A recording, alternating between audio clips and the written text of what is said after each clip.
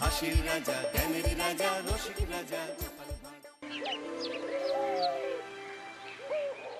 কি আজকে এত বেলা হতে চললো, কিন্তু সবাই এখনো পর্যন্ত এলো না। এই সব হলো কুড়েমির লক্ষণ মহারাজ।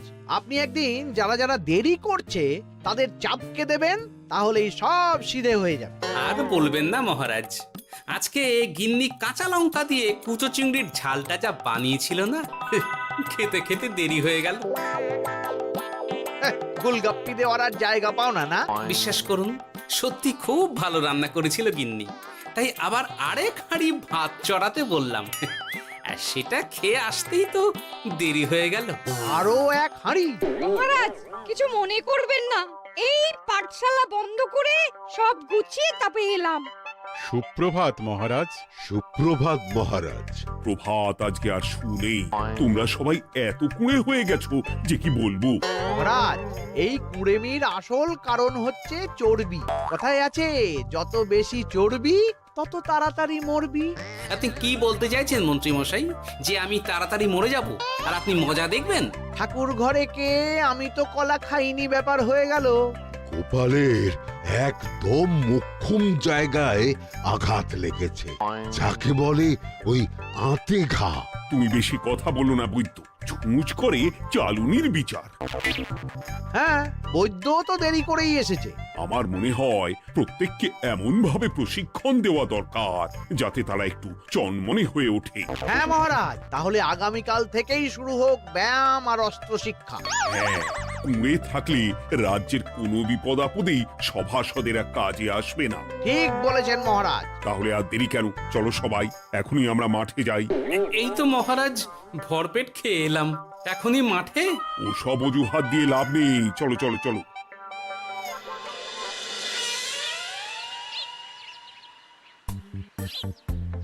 এবার সবাই সারিবদ্ধভাবে দাঁড়িয়ে পড়ো। কি গোপাল কোথায়? মহারাজ, গোপাল আপনার পিছনে দাঁড়িয়ে আছে, চুপি চুপি। এই এই এই গোপাল, যাও যাও মাঠের মাঝখানে গিয়ে দাঁড়াও। এই চাঁদি ফাটা রোদে কেন মহারাজ সুস্থ শরীরকে ব্যস্ত করছেন? এইসব বাজে কথা শুনতে চাই না। শুয়ে বসে থেকে শরীরের কি অবস্থা করেছো? শরীরের নাম মহাশয়, যা সবে তাই সয়। তুমি যাবে না, তোমাকে এক্ষুনি বরখাস্ত করব। কি জ্বালা! যেখানে আমার সব কাজ বুদ্ধি দিয়েই হয়ে যায়, সেখানে গায়ের জোরের কি দরকার? হ্যাঁ, এই গোপাল, আমি 1 থেকে 3 অব্দি গুনবো, তারপরে সবাই এই মাঠের ধার বরাবর 5 বার পাক দিয়ে দৌড়বে। ঠিক আছে মহারাজ, আমি প্রস্তুত। আমি রোগা পটকা আছি, কোনো সমস্যাই হবে না। হয়ে গেল। সবাই প্রস্তুত? 1 2 3। কি হলো গোপাল, দৌড়াও দৌড়াও। মহারাজ, এর থেকে বেশি জোরে পারবো না। আই, কে আছো? একটা কঞ্চি দাও। এই সেরেছে। বেশ হয়েছে, বেশ হয়েছে। ব্যাটার এবার চর্বি কমবে। কি হলো গোপাল, হ্যাঁ হয়ে গেল? হ্যাঁ?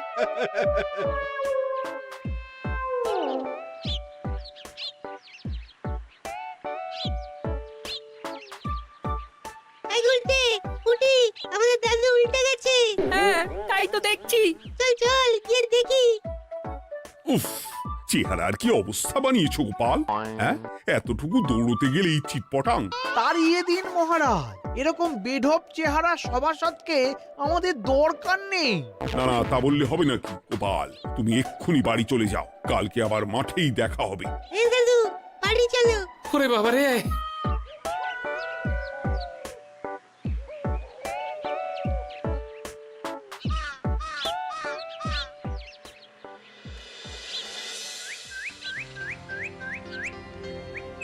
আরে ধুর ছাতার মাথা, তখন থেকে জল খেয়েই চলেছ। কি হয়েছে সেটা বলবে তো? শরীর চর্চা হয়েছে, শক্তি খরচা হয়েছে, আর পারছি না। উফ, বাপরে বাপ, কি পায়ে ব্যথা! এই জন্যেই আমি বলি বাপু, একটু বপুটাও নড়াও, কিন্তু কার কথা কে শোনে? ওরে বাবা, অকারণে সুস্থ শরীর ব্যস্ত করব কেন বলো তো? বেশি নড়াচড়া করলেই আয়ু কমে যায়। তোমার এই বাজে কথা কোন শাস্ত্রে লেখা আছে শুনি? শাস্ত্রে কেন যাব, বাস্তবে জলজ্যান্ত উদাহরণ আছে। আমি মানতে পারছি না। হুম, মানতে পারছি না বললে তো হবে না, তোমাকে মানতেই হবে। বেশ, প্রমাণ করো। আমি যদি তোমাকে প্রমাণ করে দিতে পারি, তাহলে আজ থেকে বাড়ির বাজার দোকান করার দায়িত্বটাও তোমাকেই নিতে হবে। দিদা, তুমি তো ফেঁসে যাবে। দাদুর সঙ্গে বাজি লড়বে না। এই বাদ দে তো, তোর দাদু আগে প্রমাণ করুক যে বেশি নড়াচড়া করলে বয়স কমে। হ্যাঁ তাহলে বাজি? হ্যাঁ, বাজি। আচ্ছা ঠিক আছে, বেশ। তুমি তুমি একটা পশুর নাম বলো তো, যারা খুব তাড়াতাড়ি দৌড়য়। ঘোড়া, হরিণ, চিতাবাঘ আরো আছে। আচ্ছা, এবার সবচেয়ে আস্তে আস্তে কোন পশু চলে, এরকম একটা পশুর উদাহরণ দাও। কেন, কচ্ছপ? এই তো পেয়ে গেছে উত্তর। এবার তুমি বলো তো, কচ্ছপ কত বছর বাঁচে, আর ঘোড়া, হরিণ, চিতাবাঘ এরা কত বছর বাঁচে? চিতাবাঘ, ঘোড়া কেউই 30 বছরের বেশি বাঁচে না, কিন্তু কচ্ছপ 300 বছরও বেঁচে থাকে। হেরেছে, হেরেছে, আমার বউ হেরেছে। উফ, জীবনের কত বড় চাপ নেমে গেল। হ্যাঁ, এই তুমি আমাকে এভাবে হারালে? তখনই বললাম দাদুর সঙ্গে বাজি লড়তে যেও না। নাও এবার খেলা সামলাও।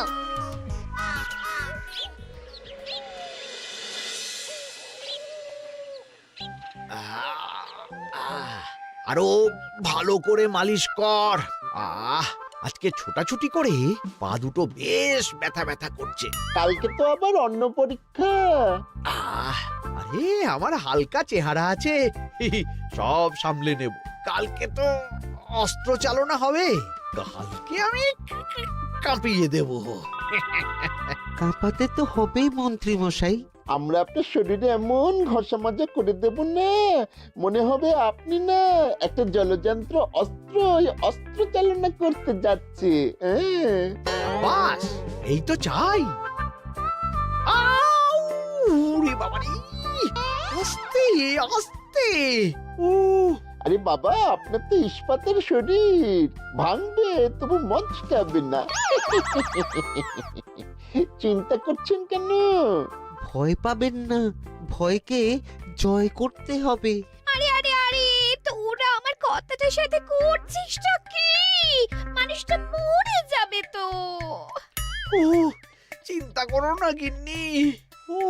বাবা, ওরা বলেছে আমার ইস্পাতের শরীর, ভাঙবে তবু মচকাবে না। একবার এই বুড়ো বয়সে হাত পা ভাঙলে কে সামলাবে শুনি? মন্ত্রী মশাই, আমাদের বকশিসটা দিয়ে দিন, আমরা কেটে পড়ি। বাবারে বাবা, দিচ্ছি। এনে এত খাটানোর পরে এতেই এখন খুশি থাক। হ্যাঁ,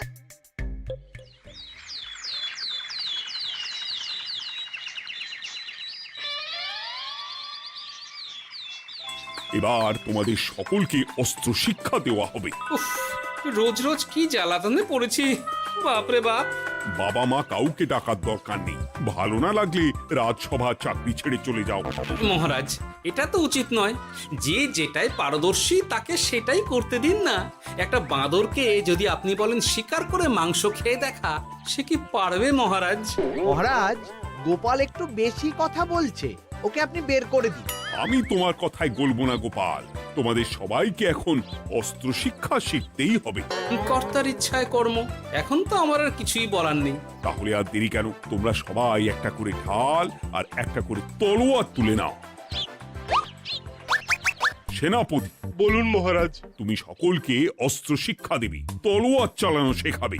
এক এক করে প্রত্যেকে তোমার কাছে যাবে আর এক এক করে তুমি সবাইকে তলোয়ার চালানো শেখাবে। আচ্ছা মহারাজ, তাহলে ওই সবার প্রথমে চলে আসুন মন্ত্রী মশাই। হ্যাঁ, আমি প্রস্তুত। আমার শরীর ইস্পাতের মতো, ভাঙবো তবু মচকাবো না।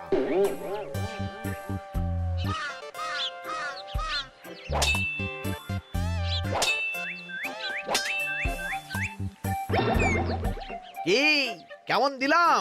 অত সহজ নয় সেনাপতি।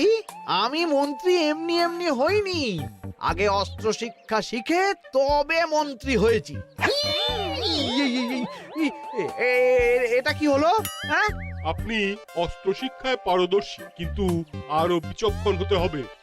কারণ আজকে এই পাগড়ির জায়গায় আমি যদি তলোয়ার আপনার গলার দিকে চালাতাম, তাহলে কিন্তু আপনার এই ভবলীলা এখানেই সাঙ্গ হয়ে যেত। ঠিক আছে ঠিক আছে, মনে রাখবো।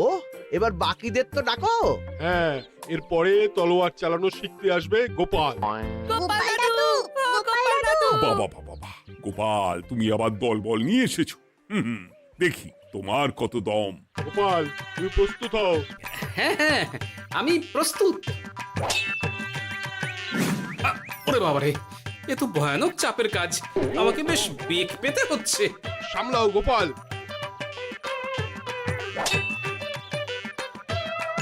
না, আমাকে অন্য রাস্তা দেখতে হবে। সেনাপতি, মহারাজের দিব্যি, তুমি আমার দিকে তলোয়ার ঢাল বাড়াবে না। এই এই, এটা কি হলো? সত্যি তো, এটা কি হলো? গেল গেল গেল গেল গেল গেল গেল, দুটিটা খুলে গেল গো। দেব নাকি এবার কুচ করে কেটে? জিতে গেছি, জিতে গেছি। এটা কি হলো? শত্রুপক্ষ কখনো কারো দিব্যি শুনবে না। আর সেনাপতি, তুমি কি ওখানে দাঁড়িয়ে দাঁড়িয়ে মজা দেখছো? আমি কি করব মহারাজ, গোপাল যে আপনার দিব্যি দিয়ে দিল। গোপাল বেটা খুব চালাক। তাহলে এখন উপায়? ওসব গোপাল তোমাকে বোকা বানাবার জন্য করেছে। তুমি ধুতি ঠিক করে আবার লড়াই চালিয়ে যাও। যথাজ্ঞা মহারাজ।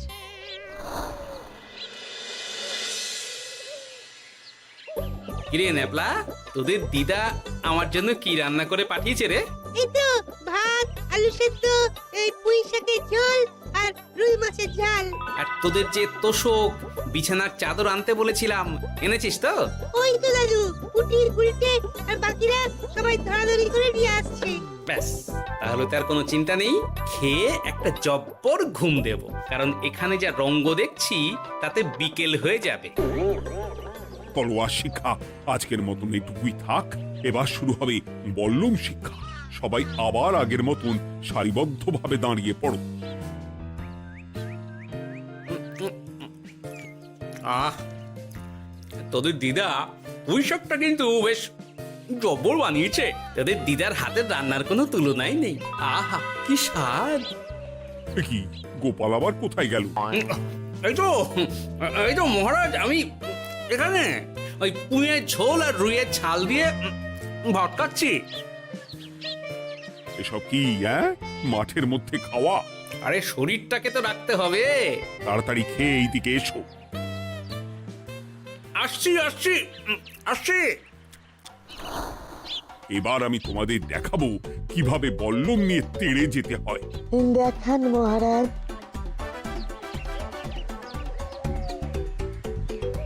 এ তো খুবই সোজা মহারাজ। ঠিক আছে, তাহলে বল্লম নিয়ে তেড়ে যাও দেখি। দিন, আপনার হাতের বল্লমটাই দিন।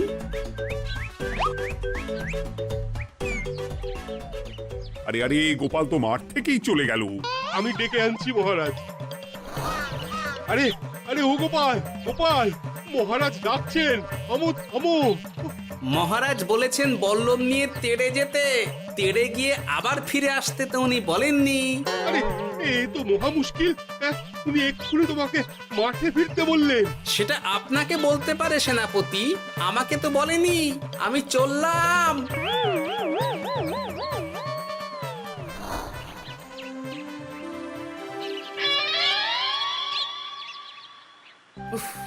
বাবা রে বাবা, কি ঝক্কি! অনেক বুদ্ধি করে মাঠ থেকে খাটে চলে এসেছি। আমি আর উঠছি না। এ কি বলি, তোমাদের তো এখন অস্ত্র শিক্ষা নেওয়ার কথা। হ্যাঁ, তোমার বলা নেই, কোয়া নেই, অমনি বাড়ি চলে এলে। আরে বাবা, ওইসব অস্ত্র শিক্ষা মানেই সুস্থ শরীরকে ব্যস্ত করা, অসহ্য খাটনি, অযথা কষ্ট। কষ্ট করলে তবেই কেষ্ট পাওয়া যায়। হ্যাঁ, তোমায় আমি আগেও বুঝিয়েছি, যেখানে বুদ্ধি কথা বলে সেখানে দেহের শক্তি নীরব দর্শক গিন্নি। আরে বাবা, সে না হয় বুঝলাম, কিন্তু মহারাজ তো ভালোর জন্য সবাইকে অস্ত্র শিক্ষা দেওয়ার চেষ্টা করছে না? আরে বাবা, যার যা কাজ তাকে সেটা করালেই পারে। মহারাজ তো সেটা বুঝতেই চাইছেন না। আমি এখন ঘুমোবো।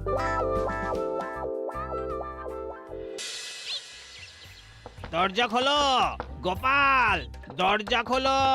গোপাল, গোপাল দরজা খোলো বলছি। ব্যাস হয়ে গেল। একটু শান্তিতে ঘুমাবো তার জো নেই। দরজা খোলো গোপাল। বলুন মহারাজ। তুমি কি পেয়েছোটা কি গোপাল? রাজসভায় দেরি করে আসবে, তারপর অস্ত্র শিক্ষার সময় ফাঁকিবাজি দেবে, এভাবে তো আর তোমাকে মনে হচ্ছে রাজসভায় রাখা যাবে না। মহারাজ, গোপাল তো মুখের কথার লোক নয়, ওকে তাড়িয়ে দিই। কেন মহারাজ? আমি কি এমন মহাপাপ করেছি যে আমাকে তাড়িয়ে দেবেন? এই যে আমার কথা শুনছো না, এটাই তোমার অপরাধ। অপরাধ নেবেন না মহারাজ।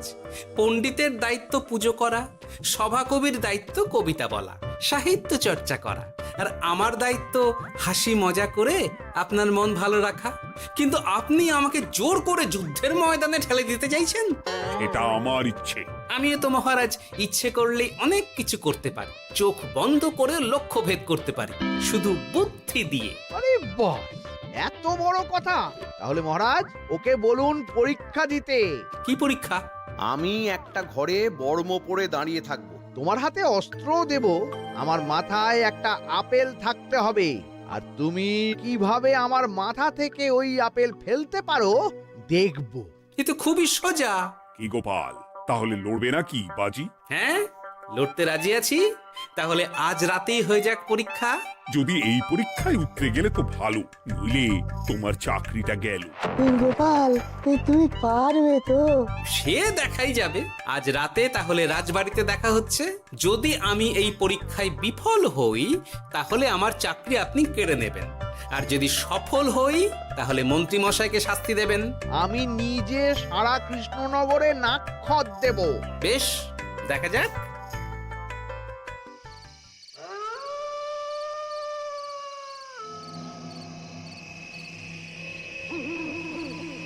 কি মন্ত্রীমশাই, ব্যবস্থা সব ঠিকঠাক হয়েছে তো?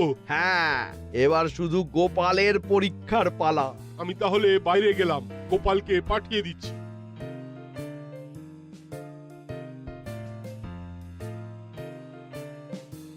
এবার যাও গোপাল, ঘরের ভিতরে যাও, দেখি তুমি কি করে মন্ত্রীর মাথা থেকে আপেল ফেলতে পারো। আপনি তো শুধু আমার চোখ ঢেকেছেন, আমার নাক, মুখ, কানও ঢেকে দিন, যাতে ঘ্রাণেন্দ্রিয়, শ্রবণেন্দ্রিয়েরও সাহায্য না নিতে পারি। বেশ, তাহলে তাই হোক। আয়, কে আছো? গোপালের মুখ, নাক আর কান ঢাকো। যথা আজ্ঞা মহারাজ। একটু মোটা কাপড় দিয়ে নাক মুখ ঢাকো, হ্যাঁ, যাতে সেভাবে আপেলের গন্ধ না পাই। বেশ বেশ।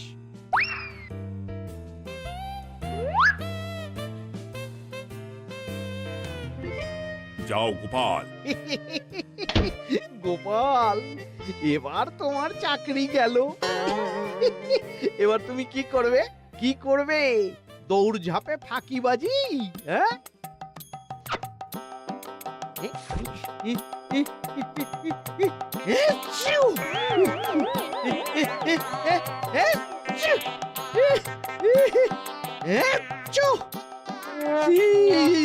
গেল গেল গেল গেল গেল, আপেল পড়ে গেল।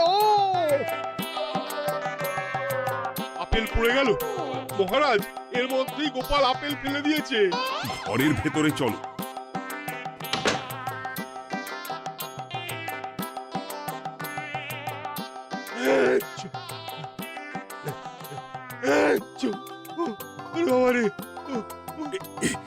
কি ওরে বাবারে বাবা, কি ঝাঁজ! ওরে বাবারে বাবা। কি মহারাজ, দেখলেন তো গোপালের চমক? অস্ত্র ছাড়াই আপেল ফেলে দিলাম। কি, এটা তো তুমি নীতি বিরুদ্ধ কাজ করেছো। সারা ঘরে নস্যি ছড়িয়ে দিয়েছো। মহারাজ, হাত থেকে আপেল পড়ে গেছে। এবার সারা কৃষ্ণনগরে নাক্ষত দিতে হবে। সত্যি সত্যি গোপাল, বুদ্ধি তো তোমার জুড়ি মেলা আভার। আমার নাম গোপাল ভাঁড়, একটা কথা মনে রাখবেন, কেউটে সাপের লেজে পা দেবেন না, আর গোপালের কাজে বাধা দেবেন না। যে কাজ বুদ্ধি দিয়ে করা যায় তার কাছে শক্তি ছোট্ট শিশু মাত্র। সত্যি গোপাল, আজ তুমি সেটাই প্রমাণ করে দিলে। আর আজ থেকে তোমাকে তোমার ইচ্ছার বিরুদ্ধে খাটাবো না। তুমি খাও দাও, ভুড়ি বানাও। যার যা কাজ সে তাই করবে। যেমন এখন মন্ত্রী মশাই নাক্ষত দেবেন। হ্যাঁ,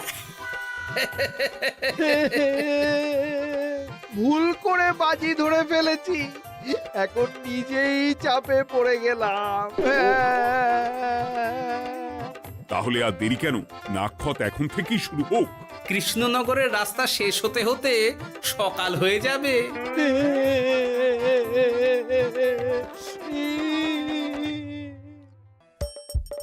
হাসির রাজা, জ্ঞানের রাজা, রসিক রাজা।